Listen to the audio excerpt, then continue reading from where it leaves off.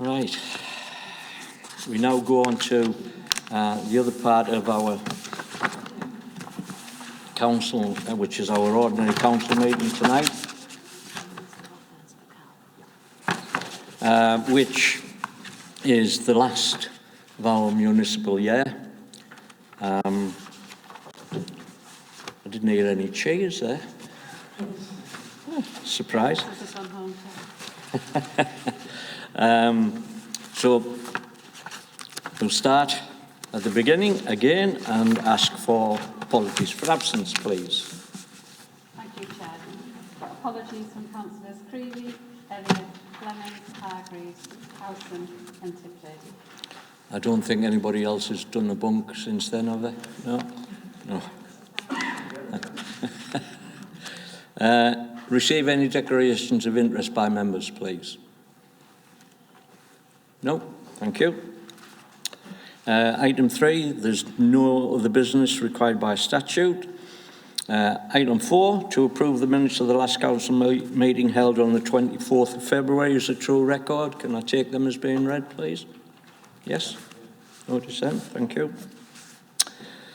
To answer any questions from members on the minutes of the last meeting. Has anybody got any questions? No? Thank you. There's nothing under item 6. Under 7, announcements from Chair Head of Paid Service. Denise? None?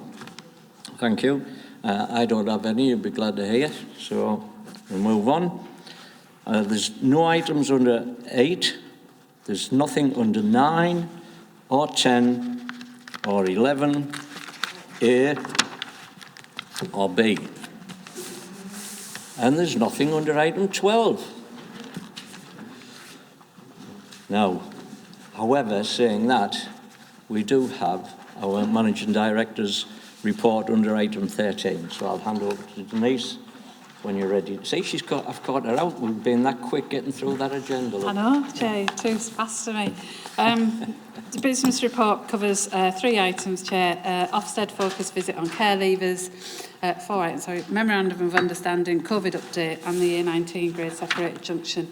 I'm sure members will be not shocked, but will be wanting to celebrate as much as I do the outstanding focus visit on our children's services and our care leavers services specifically, where we actually were, again, the report identified a strong performing children's services that supports care leavers well and has continued to deliver a high quality service to care leavers despite the pandemic and created a culture where care leavers are always in mind and always in reach. And that is a really strong statement. So I'm sure members will want to pass on their gratitude and thanks to all involved in delivering those services. Sorry, would you mind going like that in future, please? Because I can't see, because actually the pen's in his dark hair and you can't see it. You know, if it was yours or mine, we'd be okay being. Sorry, Councillor Young. Thank you, Chair. Just to say that I was speaking to a care leaver recently in a cafe, and he had nothing but good things to say about the support that he'd received from Hartlepool Borough Council, and also the support that he's receiving now. So he's been really pleased with how he's been treated, and I just thought it was worth feeding back into this meeting. Thank you, Councillor Young. It was lovely last night at the Corporate Parenting Forum as well to receive the report on young people. Yes. Councillor Harrison, thank you. Thanks, Chair. Yes, just to acknowledge this report, I have said it several times in other meetings, but we have a lot to be proud of in Hartlepool with the way that this council looked after children. And I think that this report is something which reflects that, is well deserved, and I'm extremely pleased for everybody who works within that. Thank you. Councillor Little. Thank you, Chair.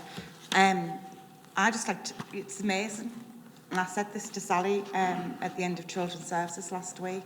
We have over 340 children, which is the same size as Sacred Heart School on Hart Lane, and the way they're looked after, even up to the age of 25. I think Sally and the team need a massive... if I could buy them all a drink, I would. Of course you can. I've seen the size of your wallet. So please pass on my congratulations to all the team once again. And if they do see me, just say Children's Services, so you promised me a drink. I'll show them to Lisa.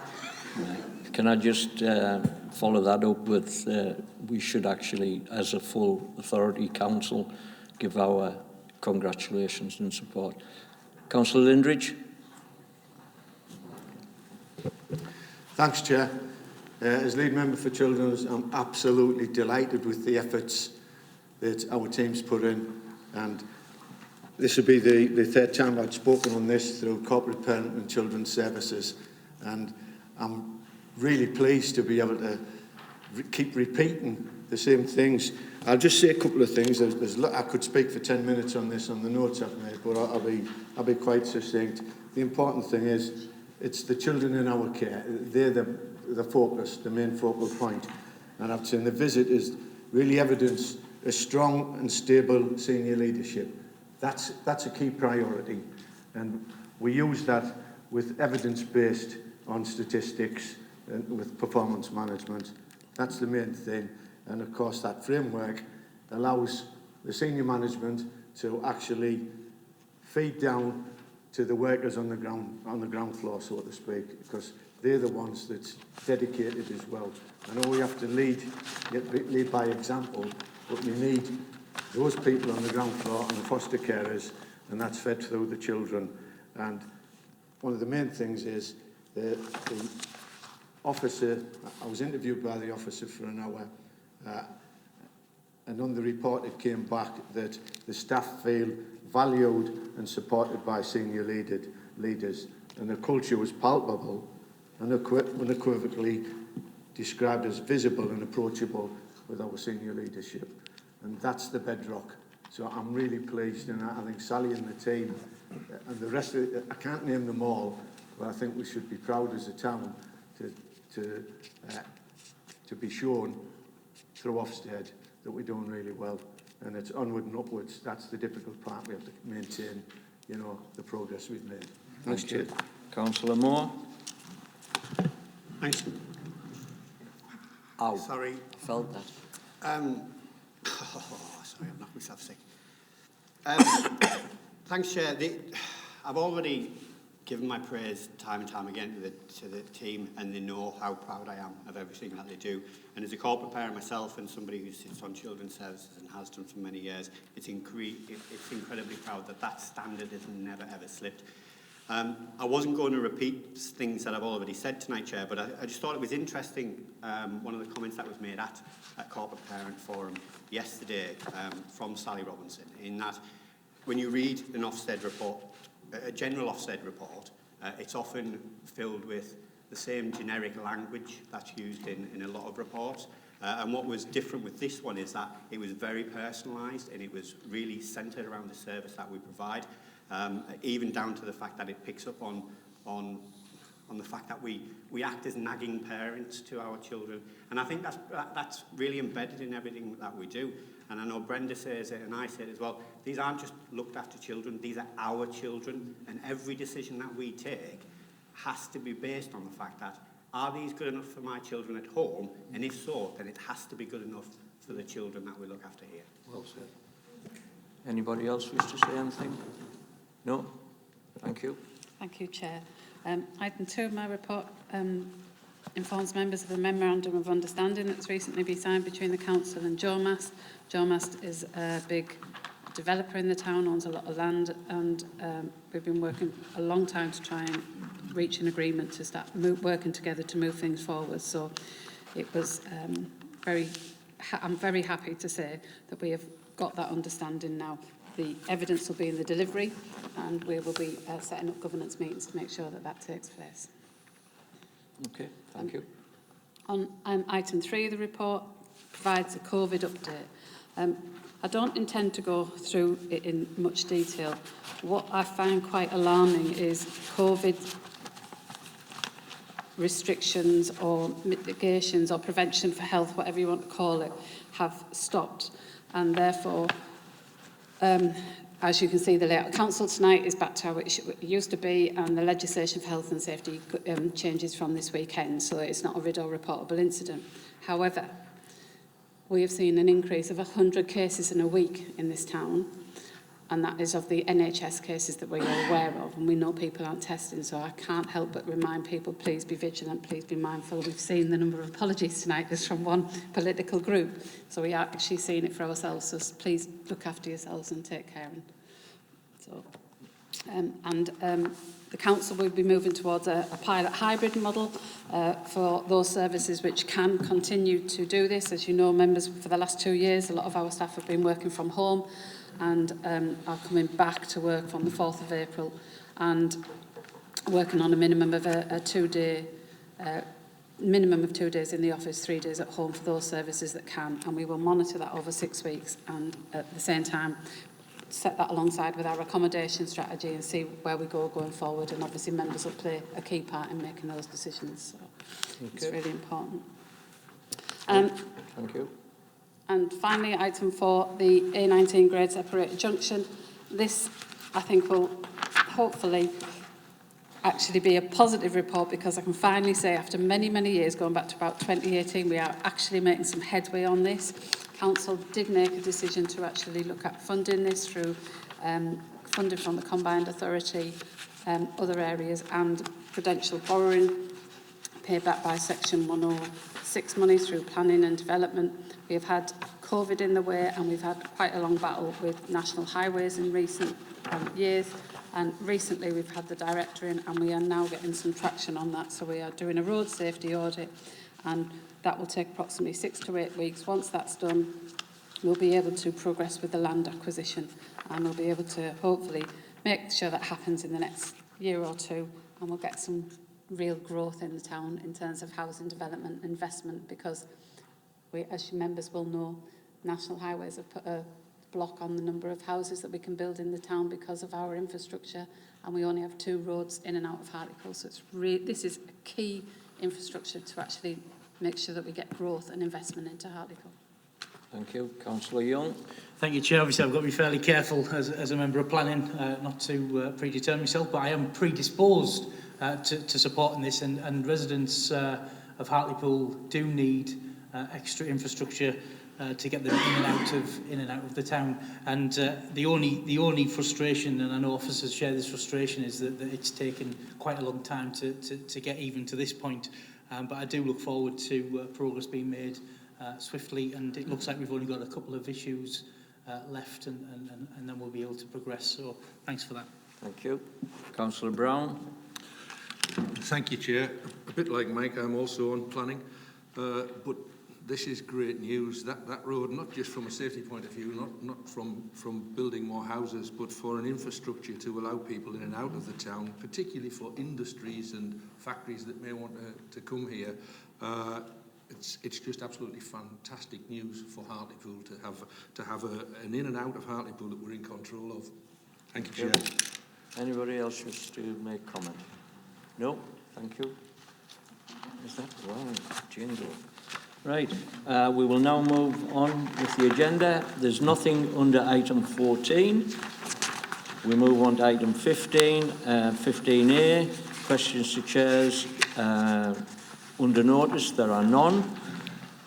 Under B, however, we do have 2 questions to chairs of committees. Councillor Pickering. Yeah, it's number 15 actually. It's not a question. Well, I got elected last year for Foggy Fairs, and shortly after I ended up in hospital. I took a bad turn and I ended up in a mental health unit for about 3 weeks. But while I was in there, a lot of people from this side and from that side all sent us messages to get better. And from the bottom of my heart, I just want to thank everybody, because I don't know whether you'll all be here next time for the next meeting. So everybody here, I just want to thank you from the bottom of my heart for getting us through it. Okay? Thank you.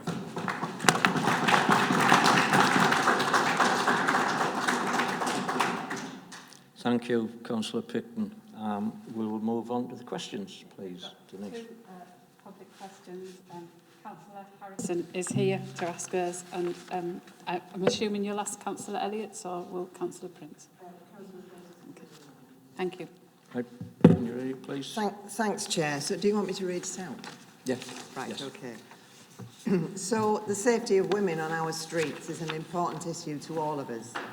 And we've been horrified by the events which have been highlighted in the media more recently, such as the horrific kidnap and murder of Sarah Everard by an officer in the Metropolitan Police.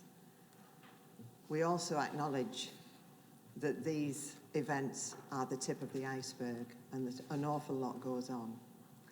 So in the question to the Leader of the Council, could you outline what steps the local authority is taking, because I know it is taking some, in conjunction with its partners to improve the safety of women on our streets? And perhaps just an addendum, and how can we move on to make it even more robust? Can I just clarify, it's not as Leader of the Council, it is Chair of Finance and Policy. Terribly sorry, Councillor Moore, as Chair of Finance and Policy. It's just, it actually goes to the Finance and Policy Committee. So it's Well, actually, I raised this question with the Chief Solicitor earlier. I don't think it does.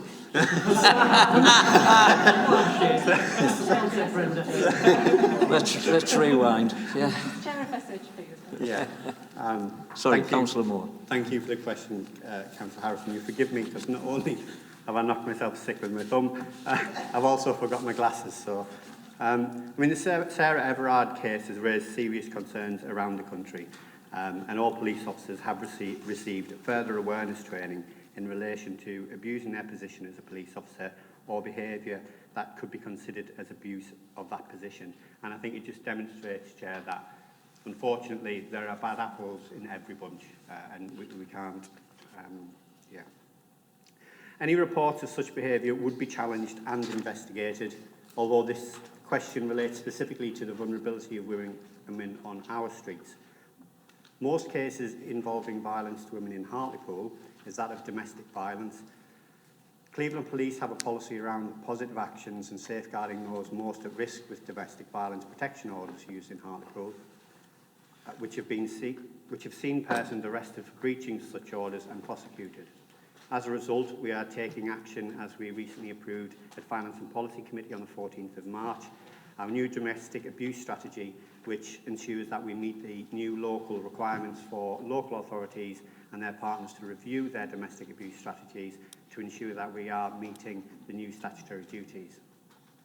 The Council and our partners are also supporting several schemes and initiatives such as Ask for Angela campaign, trading standards and police licensing team, allowing people that feel unsafe, vulnerable or threatened can discreetly seek help from pub and club staff.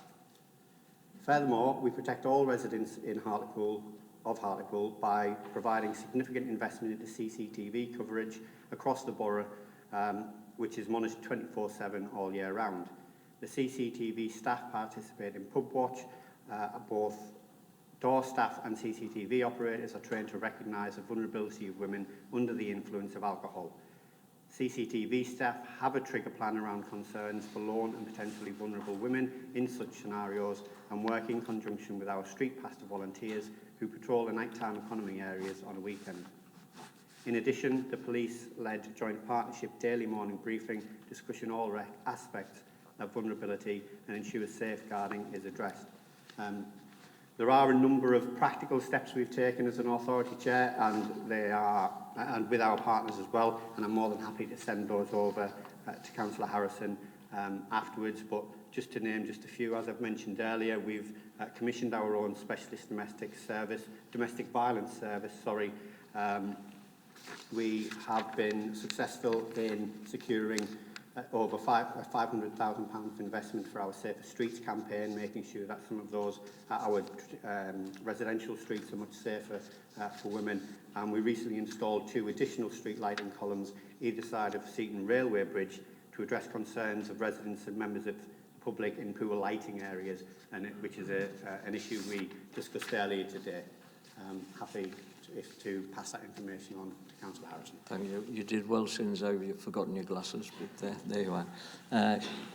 Just 1 second, Councillor Young. Yeah, can I just thank Councillor Harrison for that question. I myself have a relative who is a Labour supporter and who is very influenced about women's rights, and she takes a massive care in that, so much so that she addressed me as the Tory and said I needed to understand more about these issues and try and find out. And I'm not a great person with process, as many people know, so I went along to 2 events. I went along to the Women's Night Watch in Newcastle and just stood to the side and just observed. It was terrifying for me. I can't imagine what it was like for them, but they seemed to be a lot stronger than I was in that situation.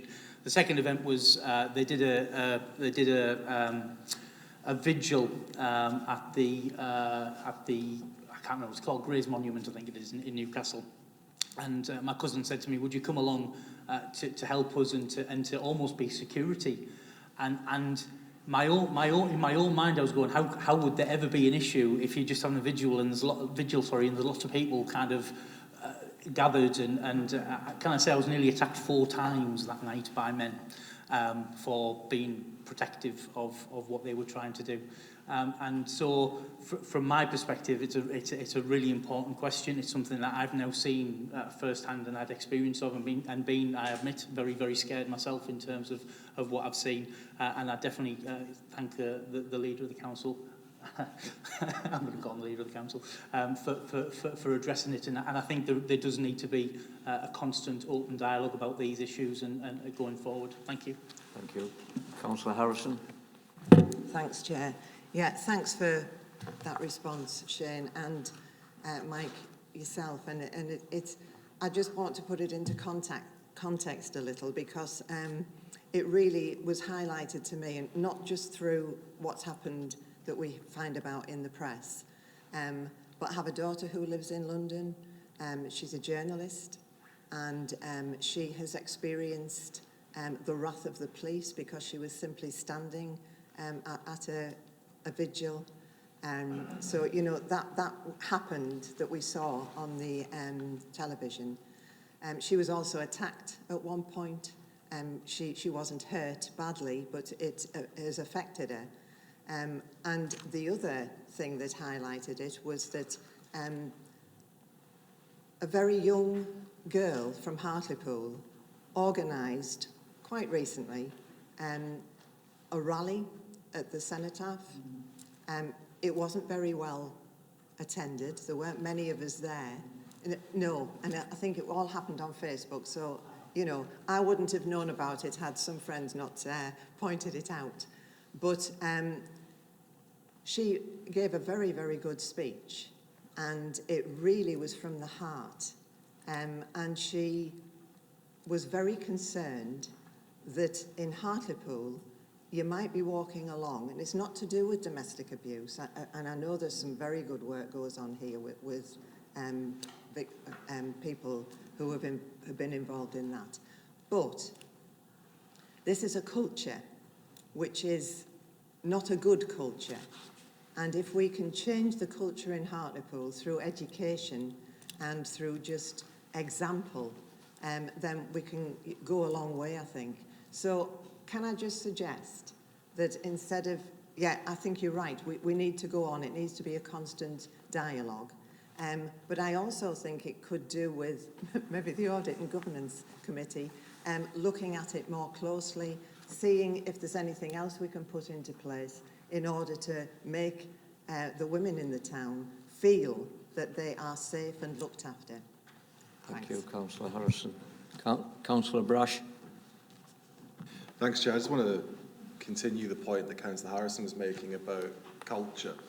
I think, as most people in the room know, I'm a school teacher, and part of the job is to talk about these issues and educate within a school environment. I make no apology for the fact that I talk very openly with my students, and I've asked on several occasions, rooms full of people, the girls, how many of, we talk about definitions of sexual harassment and everything else, and I asked them how many of you have been sexually harassed, and almost universally every single one of them puts their hands up. That's 16, 17-year-old girls, and they've all been sexually harassed. So it is cultural. It's more than just, you know, as important as rightly as Councillor Harrison says, as important as things like domestic violence are, it is cultural. And why, I don't know, it created an enormous fury in me when that ridiculous, stupid hashtag went around the place about it not being all men or whatever it was. Because not all men sexually harass women, and not all men are are rapists or sexually assault people, but it is a male problem. And we have a responsibility, and there's not a single man in this room who doesn't know what it's like to be in a locker room or down the pub with your mates and hear the attitudes and hear the way men talk about women when they don't think women can hear, to know that there is a deep-seated cultural problem that leads to, 87% of 18 to 24-year-olds being sexually harassed, that leads to 700 women being raped by the time they retire. It's endemic, and so I would completely support the point put forward by Councillor Harrison to take a look at this much more closely as a council, because whatever we can do, if we can do it, we have to, because reducing any of those figures just a little bit, it will change the life of a young woman somewhere in this town. I think it's so important. Thank you, Chair. Thank you. Councillor Moore. Thank you, Chair. Just to come off the back, I completely agree with what has just been said. I think, actually, it would probably be more appropriate, though, if this was a piece of work carried out by the Safer Hartlepool Partnership, because we've got those partners around the table. And if I'm not being funny, it's one of those things over the past 2 years where I've wanted the Safer Hartlepool Partnership to actually sink its teeth into something and have some positive action. So if members are minded, Chair, I'll ask that it can be put on the next agenda. Yep. For Safer Hartlepool Partnership. It'll obviously be the next municipal year. Well, everybody's nodding their head there, so that would be good. Councillor Moore, yes, thank you. Yes, Councillor Prince. Thank you, Chair. I just have sort of 2 points on this. And Shane, I don't know what hat to address you with, so I'm just going to call you Councillor Moore. You touched upon the domestic abuse strategy, and I think most people know by now that I've been honoured to be involved. As a survivor of domestic abuse, I have trauma. It's ingrained in the way I behave now. And our council officers working on that have been phenomenal. Before this meeting, in fact, I've been working on it with them. And, the things that I've suggested, I actually thought that I might get shot down because I was being a little bit wild. But they were into it, and I think that the work that's gone into that, it humbles me that I've been able to be involved in hopefully changing the way that we as a unitary authority deal with things in the future. And then my other point was, what women need is men to be allies. And so whilst some of the members opposite me and I disagree quite regularly, I touched upon earlier that Paddy and I walk together. Whilst Paddy and I disagree on many things, Paddy's always been an ally to me. Whenever I've said that a male resident has harassed me or I've had a problem with something, Paddy's been my ally, even though he's sat on the opposite side of this chamber to me. And, politics aside, we need to work together for safety issues and stuff. And so I would just like to say that I don't believe that any of the men on the opposition have done anything that I would constitute, particularly outlandish. But I am thankful that I do know that I have allies, regardless of political colour. And that's something that's really important that we do together. It's clear that we all care about this issue.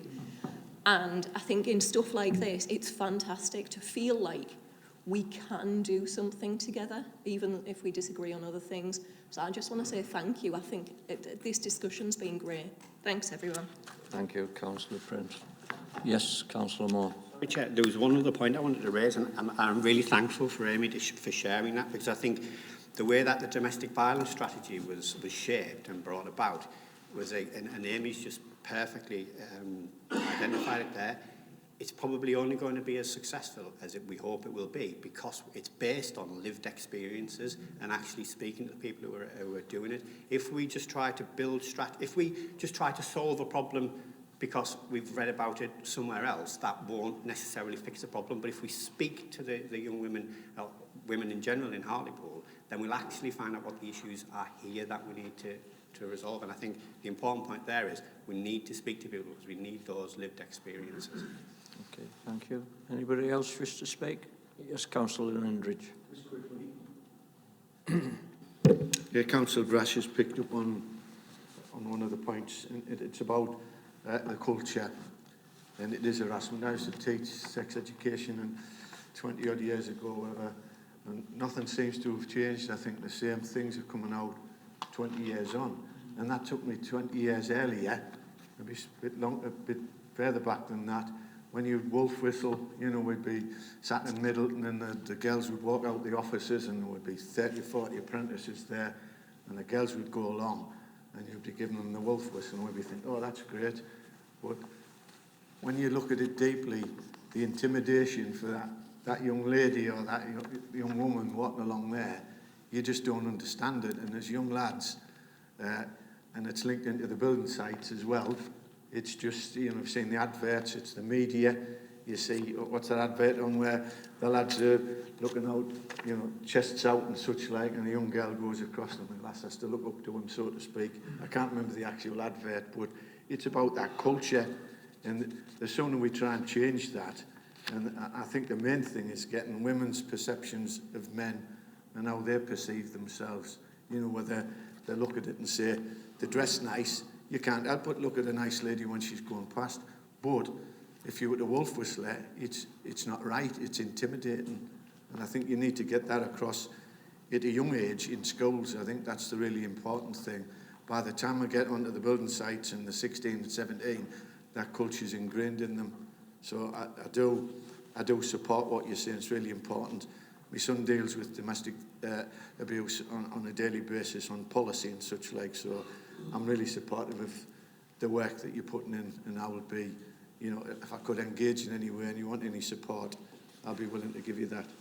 Thanks, Chair. Thank you. Any other comments from anybody? No? Thank you. Can we move on to our... to our next question. Sorry, I thought there were... to our next question, and that's going to be given by Councillor Prince. Thank you, Chair. It's to Shane again. I'm not going to give you a hat. You're just Councillor Moore. The town's come together in a number of ways to stand in solidarity with the people of Ukraine and the horrendous situation in which they're finding themselves. However, whilst the public have been extraordinary, the government has been slow to react and the system for accepting refugees has been mired in red tape. And I think on the back of that, we should probably say thank you to everybody, including was it Hog Logistics, that have done a phenomenal job of getting stuff over there. Will the leader of the council agree to write jointly with all members to the Home Secretary to urge her to strip out the bureaucracy and ensure that those desperately fleeing this despicable conflict have swift, safe passage into the UK? Thank you. Thank you. Councillor Moore. Thanks, Chair. I mean, the war in the Ukraine is a humanitarian crisis, and obviously it's right that we do. The UK does its part to support those refugees and asylum seekers who are fleeing their homes in search of places of safety. Over the past few weeks, both myself and officers from HBC have contributed to several meetings with the government, regarding the urgent rollout and administration of the scheme that will welcome and support Ukrainians in the UK. We've received offers from members of the public in Hartlepool willing to host individuals and families who need our support, and we have created a system to hold this information so that we can ensure hosts are available for those who may arrive in Hartlepool. And obviously we've now fed that into the national system. The national picture itself is changing rapidly, and I think since this question came in, it highlights how quickly that picture's changed.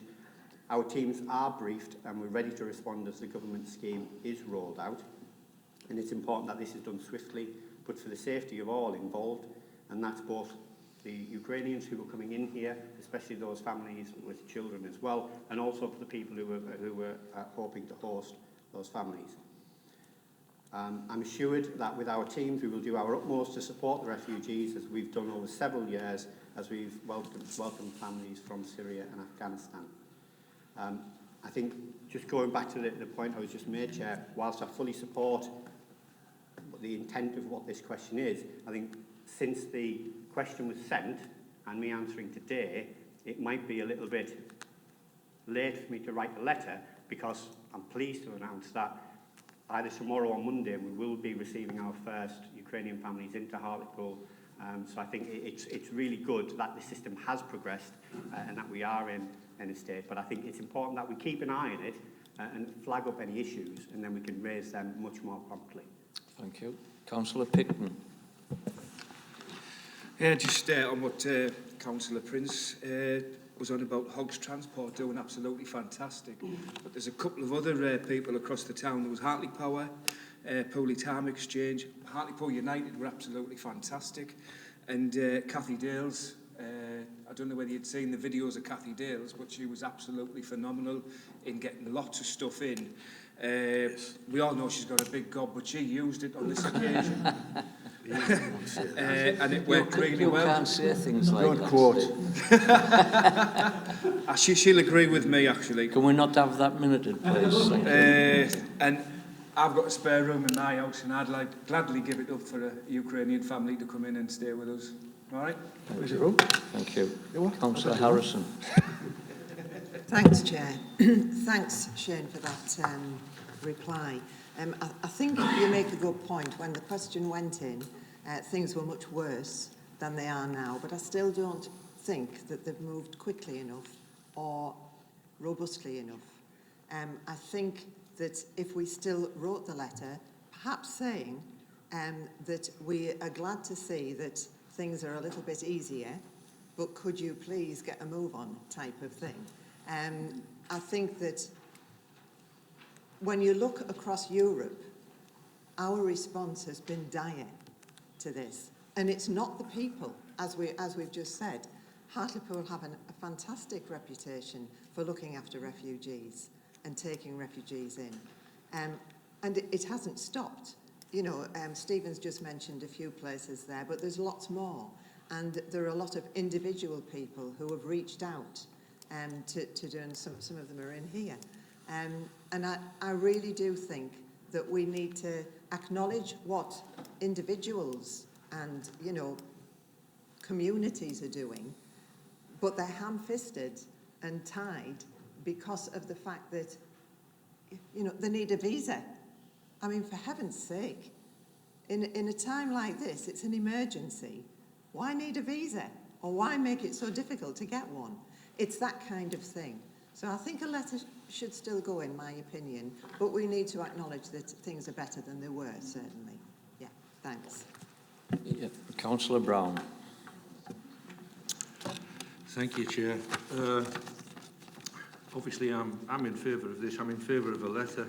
It's a shame that Jen isn't here to answer, but there's one thing I'm a little bit doubtful about is what exactly we want the government to omit with red tape and bureaucracy. I mean, the question above it is wanting to keep Hartlepool safer, and the question below is not wanting to vet people correctly. So as I say, I'm not against it, I'm all for it, but I think we do need to be careful. And if we're going to write a letter, Chair, I think we need to know what we're writing it about. And I think we need to know what we're omitting and what we're not omitting and what we're asking for. But I'm definitely not against it, and I feel for these people. It's a horrendous situation. But we have to look after our own people as well. Thank you. Anybody else wish to comment? No. Can I just say, actually, sorry, Councillor Hall? Thanks, Chair. A couple of weeks ago, I saw some figures in the national media about empty homes in England. 220,000 empty homes. On a local level, can we look at any empty homes in Hartlepool? Because I'm full of admiration for people who take in a foreigner with no language whatsoever in their home. But what about people who have two homes or empty homes?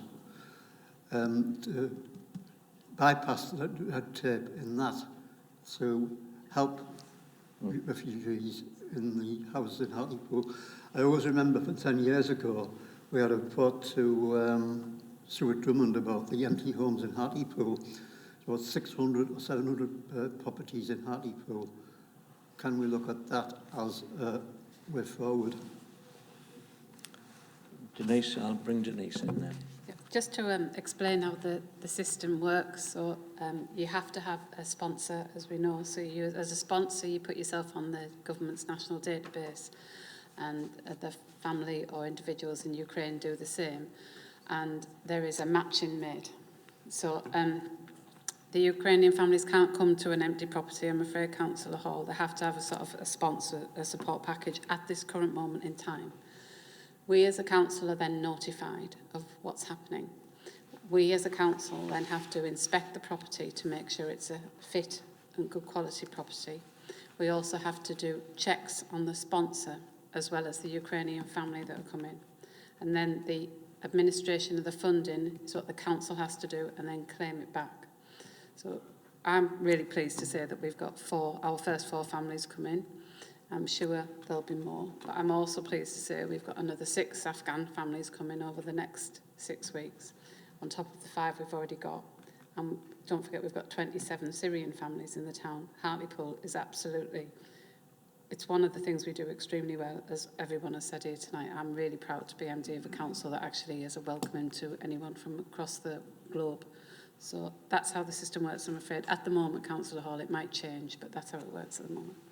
Thank you, Denise. Anybody else wish to comment? You, Councillor Lindridge. It's only early part of the week I spoke to the MD about a resident who was wanting to bring a family home from Czechoslovakia and Ukraine, and they've been doing this from Czechoslovakia, teachers, accommodating them at home and sending them back. And I had to pass that on to Denise to get them to speak, because there'll be protocols. The gentleman wasn't very pleased. You know, he said, "Oh, that's a waste of time, there's too much red tape." And it was really frustrating. And when you get to think about it, Denise has actually mentioned, I just put down, it's the accommodation, right? And it's the safety of them residents that come over. It's absolutely heartbreaking. I'm in tears when I watch the news. I feel so helpless watching these families in need. But when you've got your volunteers, and Denise has mentioned about sponsors, when they come here, their needs change. And also we've got to vet the people, because initially you could just say we'll place them with different families. As their needs change, we've got to really supervise and vet them, because we'd be responsible, I'm presuming, and then the resources that we actually need to support that family as well. So as a town, I think we're loving and caring. We're a great community, and I think we'll be doing our utmost when we get the opportunities. We've already proved that, and I'm sure there'll be many, many more residents to be willing to take these vulnerable families in. Thank you. Councillor Richardson. Yes, I didn't mean to sort of speak tonight, especially on this particular subject. But I have to say, I'm a bit disappointed with Councillor Brown's response about saying that we have to look after our own. These people are getting bombed every single day. People are getting, well, it's just unbelievable what's happening there. You've got a situation, when you talk about the bureaucracy that this country's got, let us have the same rules that Poland's got. Over 2 million Ukrainians are in Poland now. So they must have something going for them there in that respect as regards the rules. The people that are going to come over, you're not going to have people of military age, because they're fighting there. They're fighting for their country over there. So you're not going to have that situation. You talk about women and children that are coming over there. They're not going to be terrorists. And what is more, they're not going to be economic migrants. These people will be leaving their family and they will be going back. And surely we must have some kind of common decency to look after these people. Thank you. Councillor Picton. Yeah, going back on what Denise said about the checks, I'm absolutely over the moon with that, because when I seen that the people were going to get £350 to take a family in, I was worried that these rogue landlords had just shot them into any old houses and they'd be just left to their own devices. So I'm glad these checks are going on. Thank you. Thank you. Councillor Brown. Thank you, Chair. Just in response to Carl, I'm not unsympathetic towards it, Carl, and I'm in favour in general with the question. It's vague and it doesn't tell me what we're writing for. If we're writing to give every vetting away, then I wouldn't agree with that. There needs to be some vetting. So that's the point I was trying to get across. If we're going to write a letter, I need to know what we're going to be writing. Sorry if I offended you. Councillor Young. Yeah, again, I agree with Councillor Richardson in terms of sentiment. I think it's also important that the families or the people that are taking refugees are vetted, because we need to make sure those people are safe coming into these houses. So I agree entirely with what you're saying, and but again, I think there needs to be some system to say that where these people are coming to needs to be safe as well. Thank you. Chair, Councillor Richardson. Just a small point then. Well, let us have the same bureaucratic rules that Poland has. Is that easy? Let the government in this country speak to the people in Poland and say, what kind of rules have you got? We'll have the same. Councillor Brash. Thanks, Chair. It's my understanding that in the past, we actually have housed refugees without requiring sponsoring families and everything else. Indeed, I think we did it in Burbank in a Jomas property that's now derelict, which I've already written to the Leader of the Council about. It didn't require sponsoring families. It does sound a little bit, Denise, the list you gave about the requirements for a sponsoring family, the requirements for the admin on our part, the requirements for the checks, the requirements to claim back the money only after we've put it out, sounds a little bit like red tape to me, and the sort of thing that could be maybe simplified to make getting these people into our country to save the women and children who are fleeing from bombs a little bit easier. That sounds like the red tape Councillor Harrison was talking about, because it seems like a very long list. And bearing in mind it started a month ago, the first 4 of the war, that is, the first 4 are arriving here next week, a month later. It feels like the system's quite slow. So, yeah, you're right. This is a different system to the Syrian refugee programme and the Afghanistan resettlement programme. Absolutely right. But the National Register only went live last Friday, and it's less than a week that actually Hartlepool residents are responding and actually welcome them. So I think what I'm saying is we're trying to speed up the process this end with a really small team that have this on top of everything else. So I think what I forgot to say is the 4 families, there are 7 children as well. So we have to accommodate them in our schools and everything else. So don't underestimate the work. I know you don't. I'm just letting everybody know there is quite a lot of work that goes into it. Councillor Moore. Thanks, Chair. I was going to make the point that Denise just has that they operate on very different schemes, and I'll be honest, Councillor Brash, it's being a member of the North East Migration Partnership over the past few years, it's astonishing how many different schemes there are for different conflicts.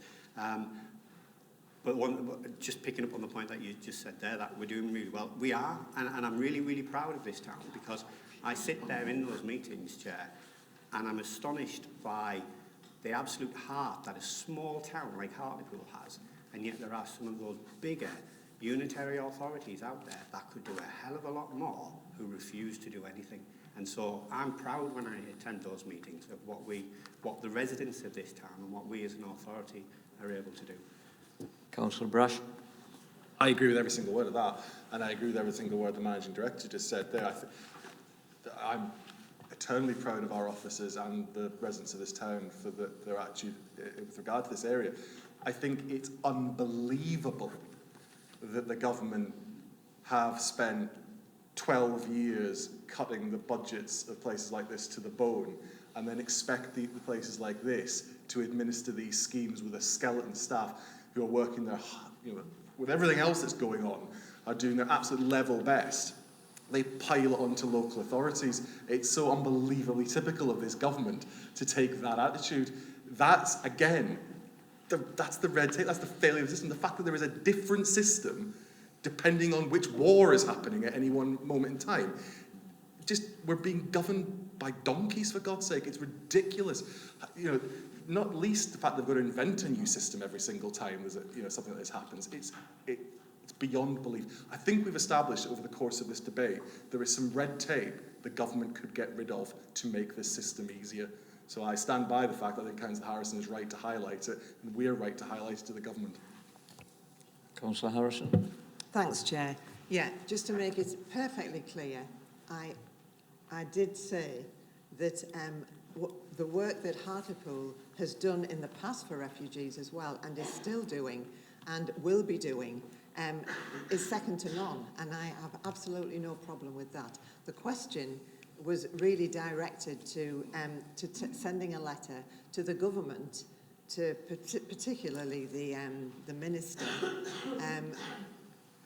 to try to get her to realise that, you know, places like this are ready and willing to do our best, well, more than our best. But we have been restricted by some of the, you know, go into detail about what the red tape is. They're having to go to, they arrive, they have to go miles to a visa centre or whatever they're talking about to get the visa, and then they have to go elsewhere to do something else. It's really going through hoops in order to try and just survive. And it's not fair to them. So if we could pen a letter to say that we appreciate that things have moved on a little bit, but perhaps they could move on. We are waiting to do more than we are doing, but are waiting for them to give the sort of thumbs up.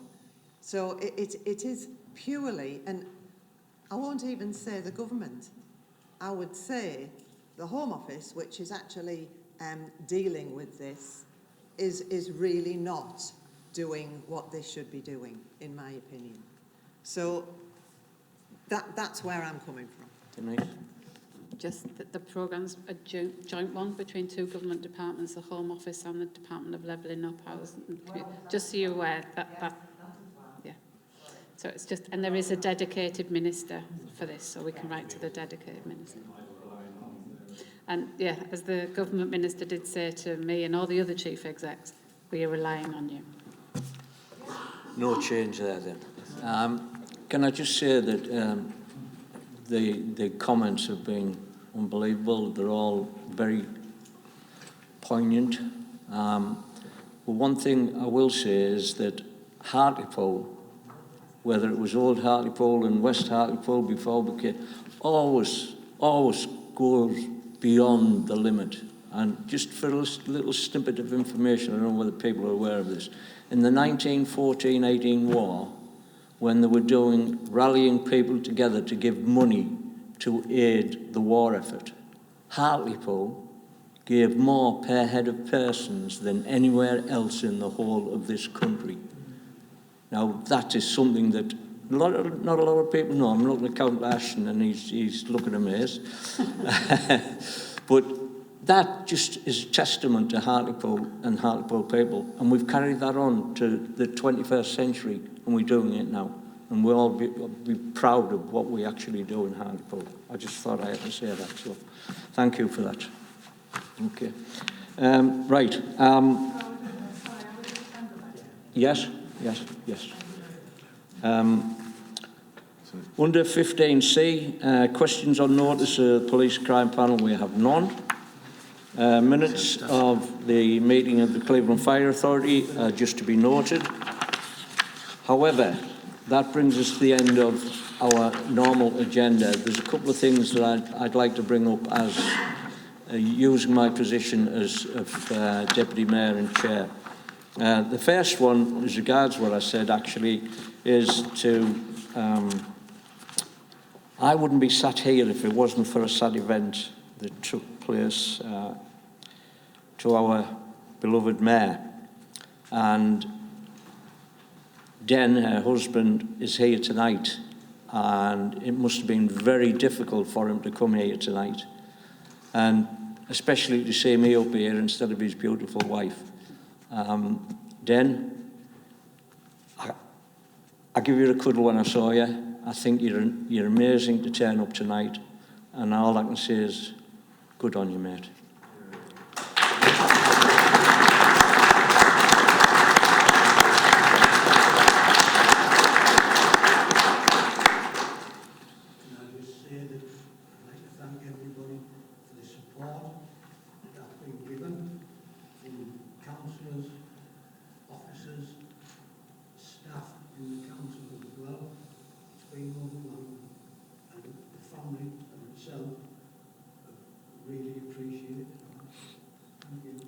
Thanks, Den. Thank you very much.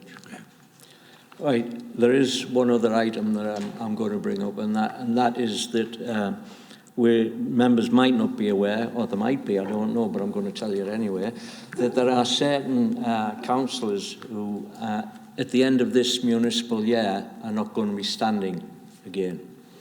And that's Councillor John Riddle, Councillor Carl Richardson, and Councillor Cameron Stokel. Those three members have, I asked them if they wanted me, if they would allow me to mention that. Reluctantly, the three of them said yes. So all I would like to say is I wish them well in whatever it is that they undertake in the future, whether it follows the same line that they've done as politics or non-political, whichever the case may be. I wish you well. I will give members the opportunity to speak, and I've noticed fingers going up and hands going up, so you'll have to bear with me while I write them all down. And I will give people the opportunity to speak. And I will also, if they so wish, give those members the opportunity to speak. Councillor Moore. Thank you, Chair. Just really to echo what you said, and I'm glad you thought of asking them in advance, because I didn't. So. But, I mean, I'll go through the list as I have them in my thing. Just huge thank you to Councillor Carl Richardson for the years of service that you've put in to both Hartlepool Borough Council and also Cleveland County Council before that. You're a face that has just always been around since I've been involved in local politics. You've been, we don't agree politically 99% of the time, though we will firmly always stand shoulder to shoulder when it comes to renationalising the railways. But you've honestly been a good bloke, Carl, and you've been a good shoulder to me at times when I've needed some advice, and I've really valued your input. So thank you very much for everything that you've done over that time. Councillor Stokel, I thanked him earlier on for his role as Chair of Neighbourhood and Regulatory Services over the past year. It's a tough committee, and I think he's taken really well to it this past year. And so thank you very much, Cameron. I'm thankful if I am re-elected in May that now Cameron isn't here, my waistline might reduce slightly because he's... I don't know.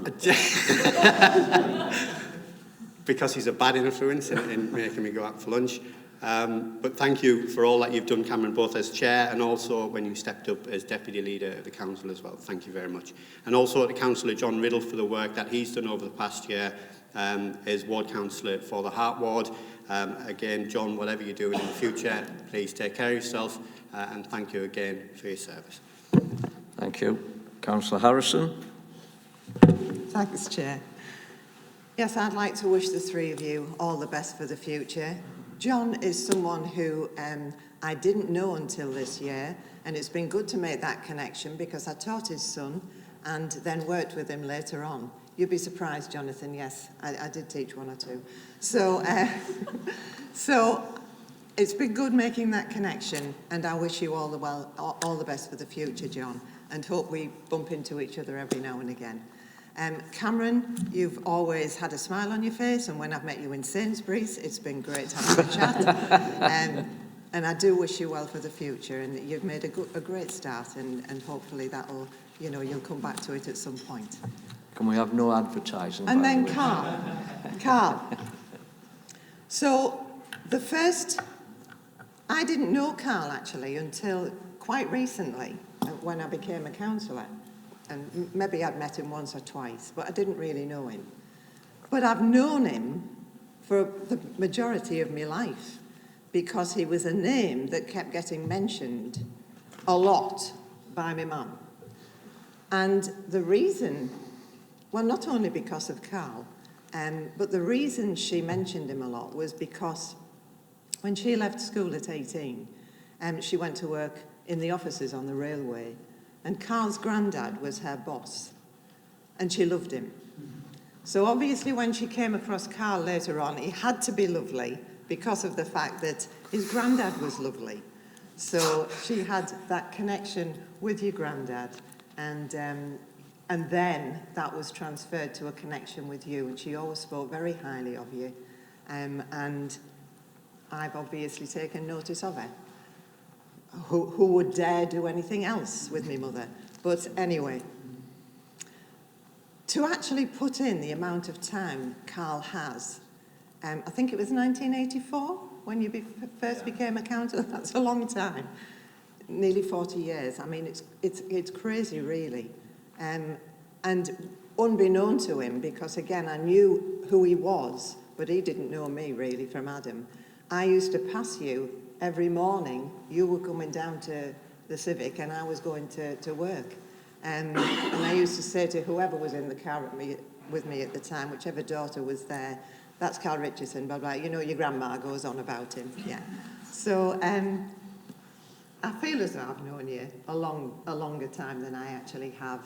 But to put that commitment in, I just think is fantastic, and it's a credit to you.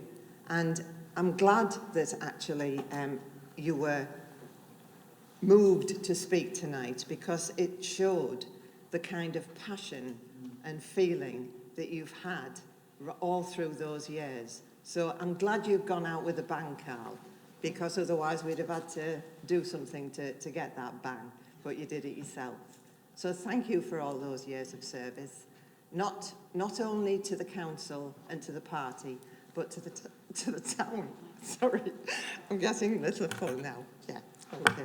So thank you, and all the best for the future. And I know we'll be still seeing each other. Councillor Young.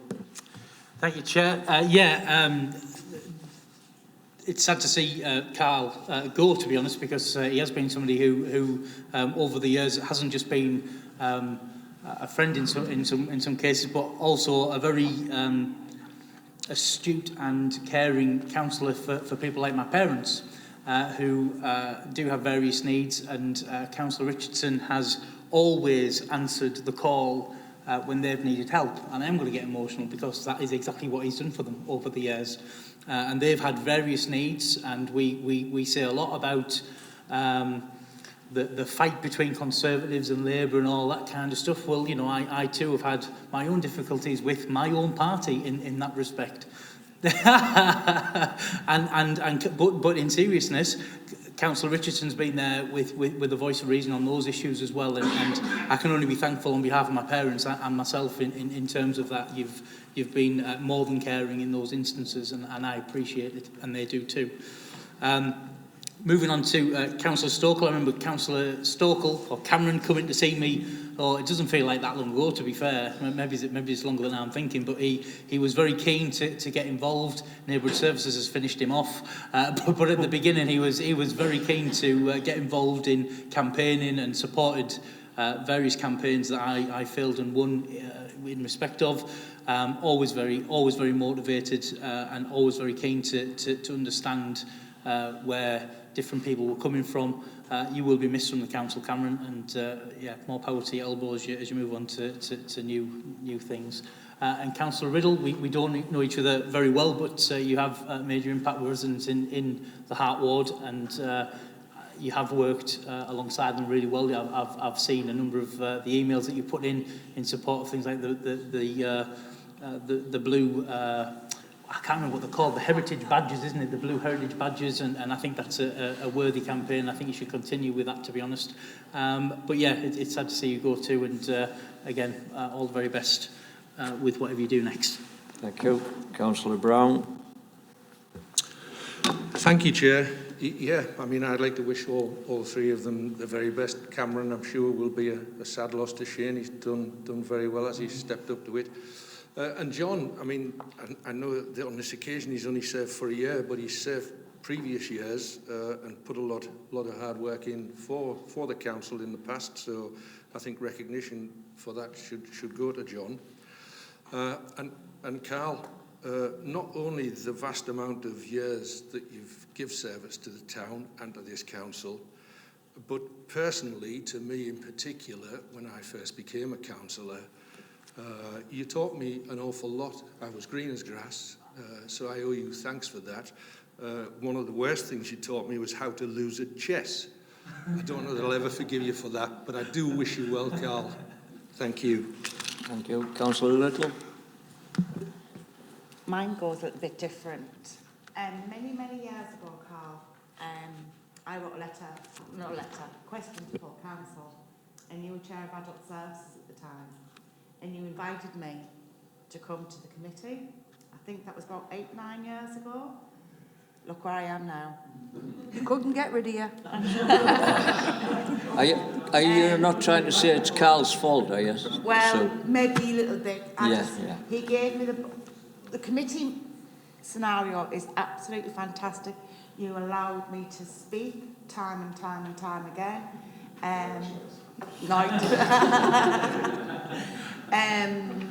But I got the bug. So maybe you are slightly to blame. But thank you for inviting me to that meeting so many, many moons ago. I absolutely love being a councillor, and I hope that I've made you proud of me. I don't know whether it's been a little bit of a teacher, but good luck for the future. Cameron.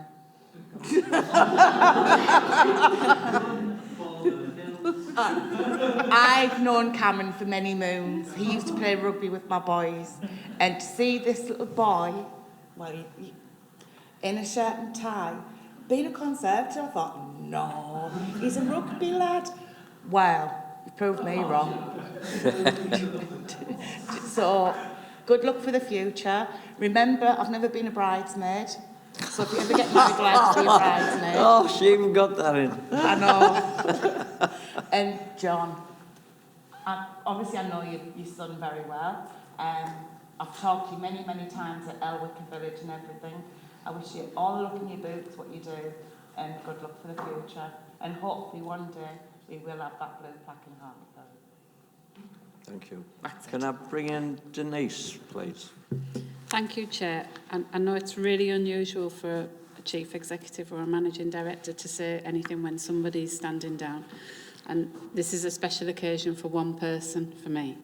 I started in 1996. I've been here 26 years, and that councillor has been here a long, long time. And he has provided, can you remember the DSO committees, Carl? When we were there for half a day. So the old committee system. You provided me support, advice and guidance over many, many years in my various roles. So I just wanted to formally thank you for that. It means a lot, and I will miss you personally. Does anybody else wish to say anything? Councillor Boddy. Chair, Sorry? Councillor Lindridge. Thanks, Chair. Just a couple of words there. Just start with Cameron. Lovely fella. Started off, and I think he's a very determined person. He has balanced views. And I think he's learned very quickly in a difficult situation. And I've sort of looked at that and thought, you've done well as a young lad there to come in, you know, and I feel really sorry to see him go. I wish you well in your new career, or, you know, whatever you've chosen. Yeah. My old friend there, John. He's a bit like Marmite, you love him or hate him, you know what I mean, but... It's all right, there was no sound on there, John, you're okay. So, we go back a long way, you know, he's been a former councillor, he's an experienced lad. He's only come back in for 12 years and it's 12 months, yeah. And he's going on to, you know, the pastures new. He's done a lot in the past for Hartlepool Life, writing articles. I like reading them anyway. So I wish you well for the future, John. Going over to the old fellow over there, my old comrade, he's a proper red. You know, he's really passionate. What struck me with Carl, he's a stubborn old fella, but he's got really balanced views. And when you talk, he's got a lot of wisdom there, a load of experience. And I think the Labour Party will really miss him. You know, he's a good, solid fella, so passionate, and I wish you all the best. You're a very caring person. I'll still be behind. You'll still be behind the same. No, you're a lovely fella. You're very caring and passionate gentleman, and you know, I wish you all the best for the future. Thanks. Thank you. Councillor Boddy. Thank you, Chair. I'm really not sure where to start. I know where it started in terms of Carl's elected positions, it started in this very room. The count for the by-election was in this room. 16th of November, 15th of November, Thursday the 15th of November, 1984. And I stood as a district councillor, because that's what Hartlepool was at that time. But I couldn't stand for the county council because we were both replacing Hughie Gardner, who'd unfortunately died. So Carl stood for the county council. And he was a county councillor for 12 years and dedicated himself with a passion to the county council and made many and telling involvements. He worked behind the scenes. Someone mentioned earlier he was very shrewd. He is very shrewd. He normally sees what's going to happen before it does and takes appropriate action or gives appropriate advice. It's a skill that he wouldn't admit he had himself, but he does. It's hard to imagine that Carl's been a member of the Labour Party 13 years longer than Angela Rayner, who's the deputy leader, has been alive. It's hard to imagine that Carl has been a representative on Cleveland and Hartlepool 4 years longer than Rihanna has been alive. He's been around a long time. Who's Rihanna? And it'd be difficult, very difficult, to imagine this place without him. And I think there'll be a gap, a huge gap. We saw his passion tonight, and it takes me back to the very first time I met Carl. And it was on a protest march here in Hartlepool. And we were protesting about a superpower trying to pummel to death a smaller country. Here we are 53 years later, and we've got another superpower trying to pummel to death a smaller country. Do we never learn? But we were on that meeting, on that march, and the meeting afterwards, and we sort of got to know each other. But Carl went off to Barnsley to do at Northern College, and I went off to Liverpool to drink, really. But I also managed somehow to get a degree. Carl also did very well.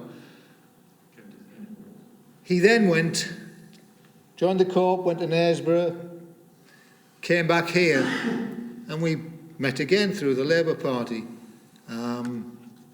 Between us, we've got more than 100 years membership of the Labour Party. It's almost unbelievable, but it's true. And we met again, and I was involved with the then Jackson Ward. And because Carl and I became friends, Carl used to attend the Jackson Ward, which metamorphosised into the Grange Ward, which metamorphosised into the Victoria Ward. And arguably is still the most voluble ward in the town, and therefore we were voluble members. And the councillors at that time, and Carl described them, or not all of them, but one or two of them to me just the other day, how the hell did we have racist councillors in the Labour Party? I never quite worked that out either, but there we are. So we became very, very close friends. And Carl, a great supporter of local business. I'll give you two examples. We used to go to the pub. Carl used to go to the Oxford Road fish and chip shop and get 3 fish and 2 lots of chips. Now that's supporting local business. Or we'd go to Chow Key, Mucky Mary's in Merry Street, and he'd get 2 lots of beef curry and chips. So, you know, he's a big supporter of local business. What no one's mentioned, and which I think is important, Carl isn't going to duck out the political maelstrom. He's going to go back to working very hard with his union. He's been a member of USDAW for probably since the penny bazaars were around. So he's going to be very active in USDAW. I'm sure he'll make the contributions he's made over the years even more strongly. And he's also, I hope, going to remain active in the Labour Party here in Hartlepool, because it would be very, very sad if we lost his voice and his views. It's interesting tonight, for one of the very few times in my life, I'm on the left of Carl. That's not happened very often, but I am.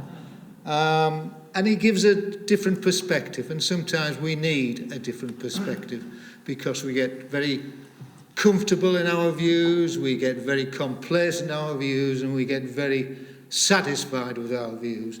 And Carl often comes up with something that shakes your tree. And you think, you're right, we shouldn't be just doing the same thing over and over again. And so that voice is necessary in the Labour Party. And I think Carl would readily agree that he's a member of the Labour Party because of the bigger issues, the bigger stage, the bigger thoughts. But having said that, he's made a tremendous contribution here in his locality and in the region. The last thing I want to say about Carl is that I don't know how many elections we fought together, Carl. I couldn't begin to count, but it's a lot. And he has always had the support of the people that he represents. I don't think, in fact, I'm pretty damn certain, that I never ever beat Carl in an election in terms of the count. Did I? Yes. Well, it must have only been once. And that's a mark of the trust that the electorate and the people of the Jackson ward, the Grange ward and the Victoria ward had in Carl. And he'll be a very, very hard act to follow. Very hard act to follow. And I think one of the reasons, if I may venture, is that he might not be standing this time, aside from the fact he's got family commitments and dedicated to his family, and of course that's always been the case. And I think your late father Dennis and Betty Imam, who's still alive, solid and very, very committed Labour Party members as well. He comes from a political family. But one of the reasons is Carl doesn't feel as though he can electioneer as well as he used to. He doesn't feel as though he can make the connections as easily because of time marches on, doesn't it? Marches on for all of us. And I think he feels as though he wouldn't be doing the electorate justice because he wouldn't be doing as much as he used to do. Carl's not as much as I used to do, it's probably more than I do all the time, but there we are. That's his choice and we have to respect it. Last thought, one of our shared icons, Tony Benn. Tony Benn, when he wrapped in, said he was leaving Parliament to spend more time with politics. So I think Carl's leaving the council to spend more time with politics. And I also wish, on that note, both Cameron and John a long life and a very successful future. Thank you. Thank you. Yes, Councillor Harrison. I'm actually Councillor Howson now. Howson. Yes, Right. okay. You dropped the H. Howson. That she wasn't going to be here tonight because she would have led the tributes to you from this side. And she's obviously been close to you because of the ward contact, but I know she thinks an awful lot about you, Carl, and she's going to miss you. And she would have, I forgot to say earlier on, you see, so she would have been very gutted had I not said something on her behalf because she really holds you in good stead. Thank you very much. Thank you very much for that. Right. Does anybody else wish to say anything at all? No. Before I go to Carl, because I know Carl wants to say a few words, I'd like to say my own little bit here. John? No swearing, right? It's been a pleasure to get to know you better since you've been a councillor in the ward that we both represent.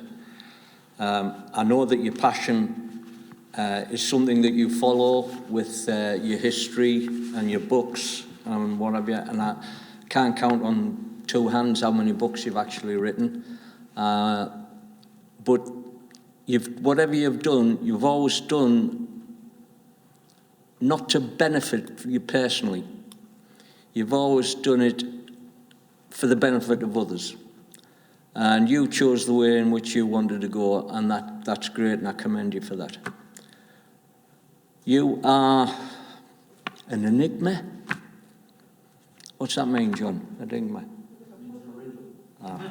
Exactly right, see.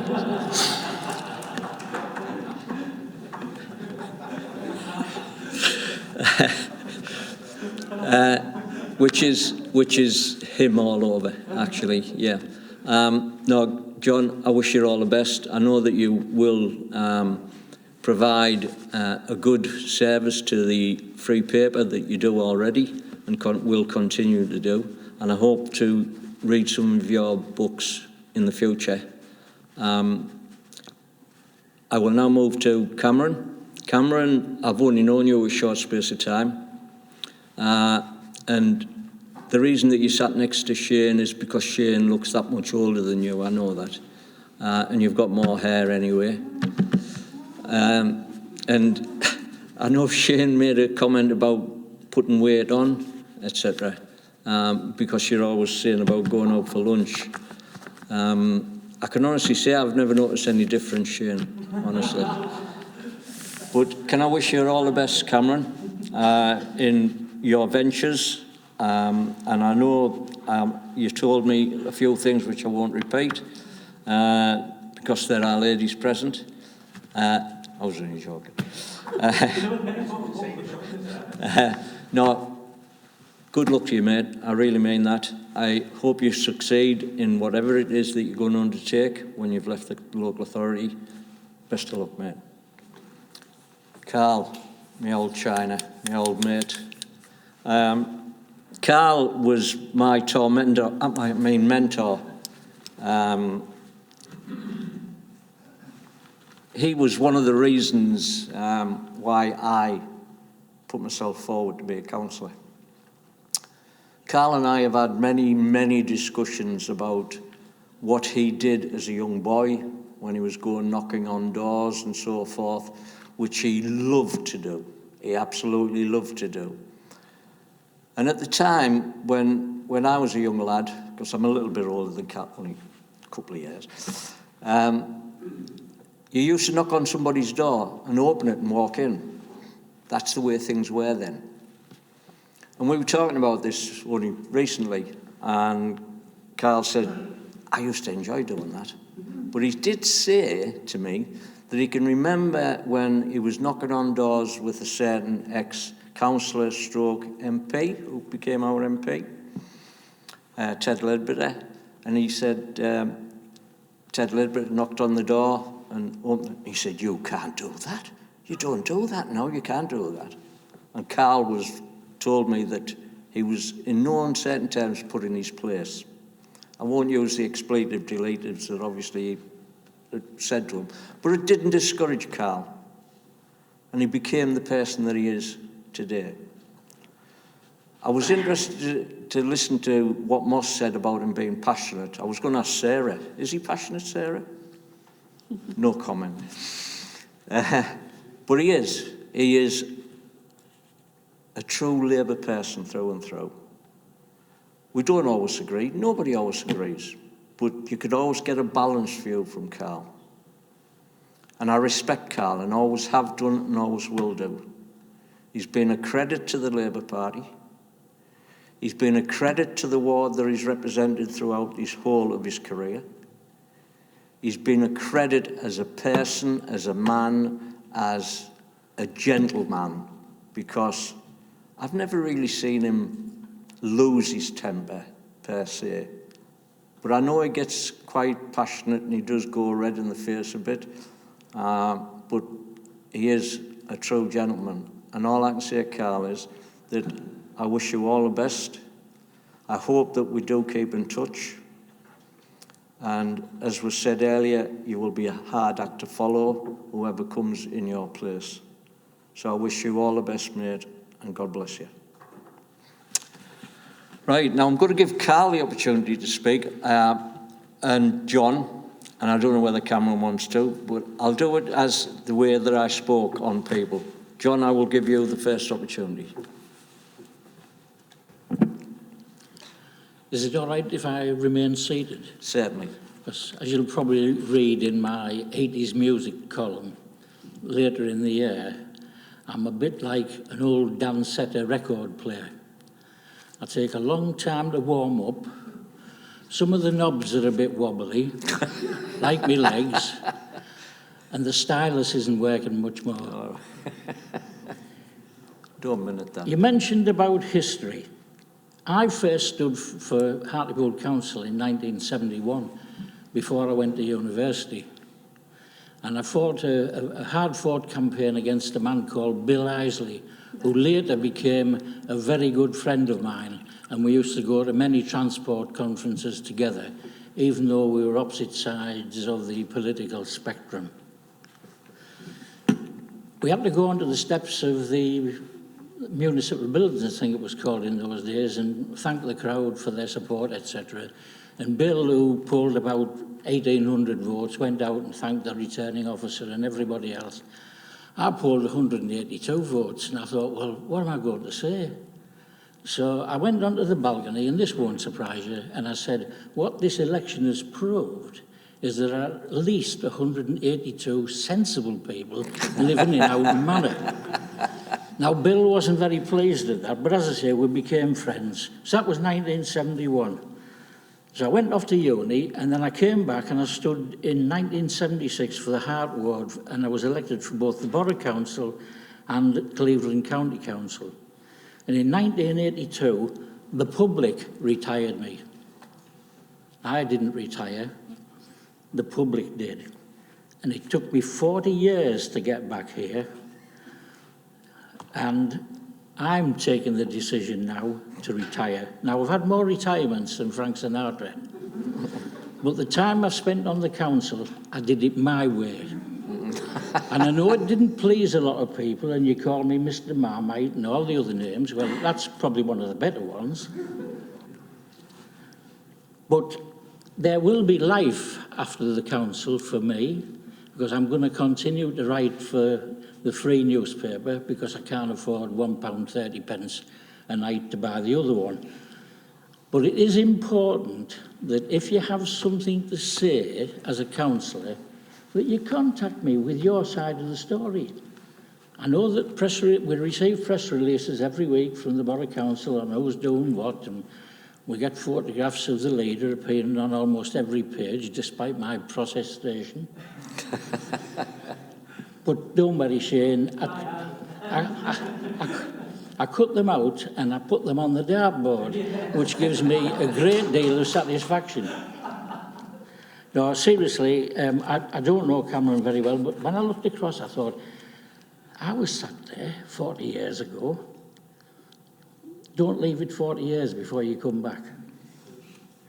Carl, of course, is my ward councillor. And ever since 12 years ago I moved into the ward, I've hounded him at every election. I even stood against him at one election as an independent, which I think might be something that I will regret, because the other councillors who represent the ward, I've supported them as well. And I think he is a passionate man, and whenever he knocks at my door, I always tell him the same thing. Yes. Yeah, no, don't say it, John. Don't say it, right, okay. I've lasted almost 12 months without contravening the code of conduct in public office. The Nolan... Until now, Gal, just turn the microphones off. The Nolan principles. And I'm not going to spoil it now, so it isn't a panic. Thank you very much for those few kind words. I really appreciate it. Thank you.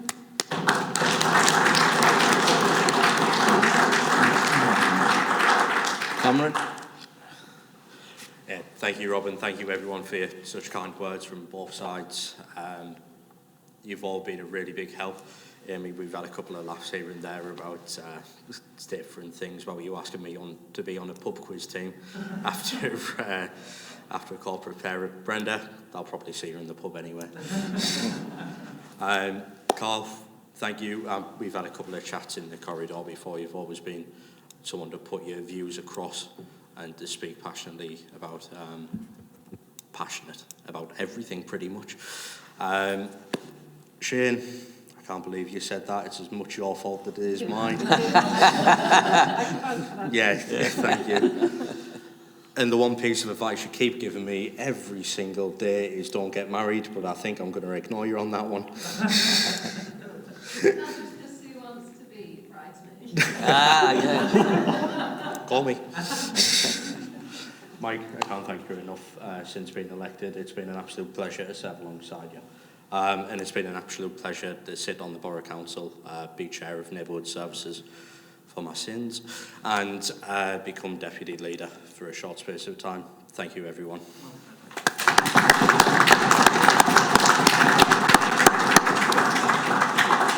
Right, as the saying goes, last but not least, Carl Richardson. Okay.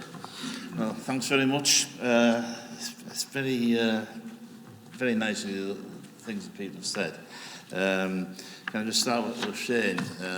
You know, it's very good that you want to nationalise the railways, but you need to extend that to all the utilities, and then you'll be on the right track. But as regards Paddy, yes, I do miss my games of chess. And it was very good. I do like to play chess, as everybody knows. My wife certainly knows. But it's yeah, it was a pleasure to play with chess. Mike, well, as regards your mama, I do know your mum. She lives in Carlton Street, and you know, she did vote Labour, you know. And that was a good thing. Yeah. So, it was good that you were on our services. You said something, and you were passionate. And that's the thing. And we do need more passion in politics. I'm going to I will go back to the script in a minute, but as regards Moss, well, yeah, we've known each other for a very long time. And yes, we do have some disagreements, but at the end of the day, we are comrades, and he's been a very close comrade of mine. He was very helpful when I lost my father. And we've had some other issues where he's been very helpful, and I'll always appreciate that. As regards the elections, yes, in 1996 you did get 3 more votes than me. He got in the ward. He topped the poll in the ward. He got 930. I got 927. In the Seaton ward in 1983, I think it was. 83. He stood in the Seaton ward. I stood in the Grange ward, and again, he got more votes than me. You know, and I have to say, at that particular time in our particular party, he would have been still probably in the Seaton ward, and I'd still be fighting Rural West. But things change. Things change. That's another story. I found through my long experience in politics that the more effective you are, or are perceived as a threat by your political opponents, some of them will resort to personal attacks and lies, and of course bring politics into disrepute, which leads ultimately to disillusionment. I've always tried to refrain from personal attacks, as I feel that when that happens, you lose your political argument and integrity. I've always tried to be a people's person. Sometimes you get politicians who get above themselves and speak down to people, especially if they reach high political office. Fortunately, I've always had people close to me who pull me up if I tended to be like that, and especially my wife and other close comrades near me. Only about a couple of weeks ago you did. That's another story. It's not going to change. To all new councillors, you may well fall out with your friends, as you may have to make decisions in which you have no other choice. But at the end of the day, you are accountable to the people who elected you. Even though they may not agree with your politics, they will in the end support you if you have maintained your integrity and principles. Finally, I would like to thank officers in members' services and democratic services who have known me for a very long time and also know my faults, and have suffered me for 10 years when I was chairman of the council. And can I just say on that particular note, I have to say, and I will say it, I know I was told not to sort of mention people personally, but I have to say when I was chairman of the council, Jeff Richardson was also one of the best ambassadors from Hartlepool, and he really helped me and Sarah as well. So I really appreciate that, Jeff. Now I have to say special thanks to the former and present comrades who have represented the same ward as me over the last nearly 38 years. And I've worked very closely with them since. In fact, I worked that closely with them, I married one of them. So I'm one of former Ron Watts, Bill Isley, Chris Simmons, Sarah Manus, Leslie Hamilton, Councillor Mossbody and Councillor Helen Howson. And Helen has been a tremendous comrade of mine, and you know, at first I wasn't too sure about it, but you know, she's an excellent ward councillor and a good socialist as well, I have to say. A number of people have said, what are you going to do when I retire? Well, can I just assure you that I will be politically active. I'm only coming off the council, where I will be able to spend more time with family. But outside the council, I will still fight for injustices and fight for a socialist Britain. Thank you.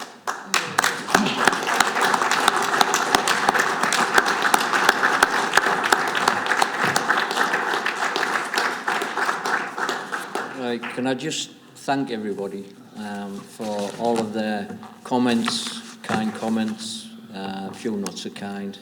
But I know I was watching Sarah while Carl was speaking, and she looked a bit, you know, in her seat.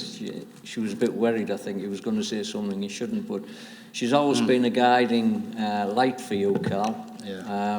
I always remember, actually, when, I'll say this, when you said that you liked a certain young lady, and she's blushing now. She's blushing. And you said to me that you liked a certain young lady, and I asked you who it was, and you pointed her out, and I said, well, what's your problem? Well, you did whatever you did because she married you, and you're now happily married, and I wish you both all the best for the future. Can I thank everybody for tonight? I will officially close our council meeting at, what's that, 7:39. So thank you, everybody.